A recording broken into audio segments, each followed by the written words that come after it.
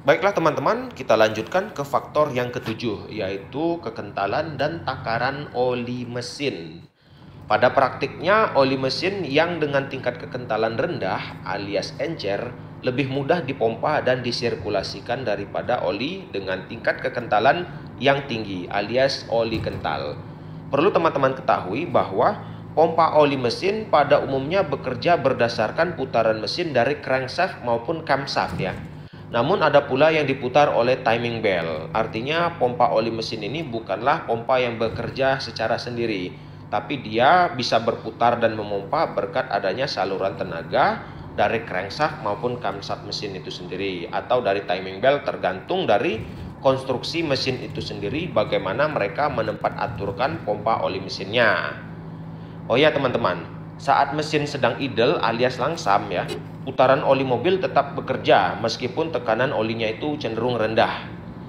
Tingkat kekentalan suatu oli pada umumnya dinyatakan dengan indeks SAE. Nah, perlu teman-teman ketahuin. Jadi pada oli mesin, tingkat kekentalan suatu olinya ini bisa teman-teman lihat dengan indeks SAE. Apa itu SAE? Itu kan ada tertulis di kemasan olinya. Ya silakan teman-teman googling aja. Itu panjang nanti kalau mau dijelaskan. Oke lanjut. Kita lirik saja ya dari sisi oli mesin ini. Dari sisi oli mesin, kita sebut saja misalnya oli mesin dengan SAE 0W20, 5W30, dan 10W30. Ini adalah contoh oli mesin yang terkategori oli encer. Terus ada lagi oli mesin dengan SAE 10W40. Juga bisa dibilang sebagai encer moderat ya. Ya dia nggak kental tapi nggak juga encer lah gitu. Tapi masih termasuk encer moderat. Udah agak-agak mulai agak kental gitu ya. Ya nggak encer-encer banget lah gitu. Sedangkan oli mesin kental antara lain mulai dari 15W40 ya, kental untuk kondisi mesin masih dingin ini ya teman-teman maksudnya. Kalau teman-teman perhatikan angka depan itu menunjukkan kekentalan pada saat mesin masih dingin. Terus ada lagi 20W50, 20W60 dan seterusnya. Demikian pula dengan oli-oli lainnya seperti transmisi dan gardan atau sistem diferensial ya. Terus nih ya teman-teman, hal lainnya yang tidak boleh kalah penting dan tidak boleh disepelekan serta harus kita perhatikan juga yaitu takaran oli itu sendiri. Takaran ini maksudnya volume ya. Volume oli harus pas. Bisa teman-teman cek melalui dipstick atau indikator level oli lainnya. Jika melebihi takaran seharusnya alias berlebihan, maka dipastikan kinerja mesin juga akan menjadi berat. Oke, kita lanjut faktor yang ke-8, yaitu penggunaan AC alias air conditioner. Tidak bisa kita pungkiri bahwa penggunaan AC turut menambah berat engine load alias beban kerja mesin.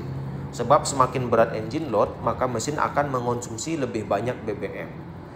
Oh ya, supaya kompresor AC bisa memompa freon, maka piston kompresor harus digerakkan dengan mekanisme memutar poros kompresor itu sendiri dengan memanfaatkan putaran crankshaft alias poros engkol mesin yang terhubung melalui sabuk fan belt.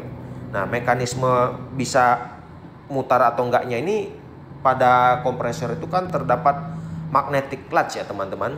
Jadi magnetic clutch ini dia bekerja secara otomatis gitu, menyesuaikan dengan tingkat suhu mesin, bukan suhu mesin ya, tingkat suhu kabin yang disetel berdasarkan setelan pada AC. Jadi kalau sudah tercapai suhu setelan AC-nya itu misalnya 24 di dalam kabin, maka nanti ya termistor pada sistem AC akan memberikan sinyal ke AC amplifier untuk memutuskan aliran listrik ke magnetic clutch, sehingga magnetic clutch-nya itu tidak terhubung dengan centerpiece dan kompresornya berhenti berputar. Ketika suhu di dalam kabin sudah melebihi atau lebih panas lagi daripada suhu setelan tadi, maka seperti biasa termistor memerintahkan ke AC amplifier, terus AC amplifier itu mengirimkan sinyal kelistrikan ke magnetic clutch, sehingga magnetic clutch dan centerpiece itu terhubung kembali dan kompresor AC mulai memutar kembali untuk mendinginkan kabin. Ya, itu seputar ini aja, singkat aja mengenai mekanisme kerja magnetic clutch pada kompresor AC. Ya teman-teman, jadi mestinya kompresor AC itu tidak akan begitu besar membebani kerja mesin bila oli kompresor masih layak dan pelumasannya bekerja optimal. Namun kita sering mengabaikan hal ini, di mana oli kompresor jarang atau telat diganti, bahkan dibiarkan begitu-begitu saja, asalkan kompresor masih bisa mutar dan AC masih dingin. Padahal ya teman-teman, mestinya ini perlu perawatan juga. Kompresor yang sehat itu ya teman-teman, kompresor yang sehat saja sudah cukup membebani kerja mesin. Nah, apalagi kompresor yang bermasalah, olinya tidak layak dan pelumasannya tidak optimal.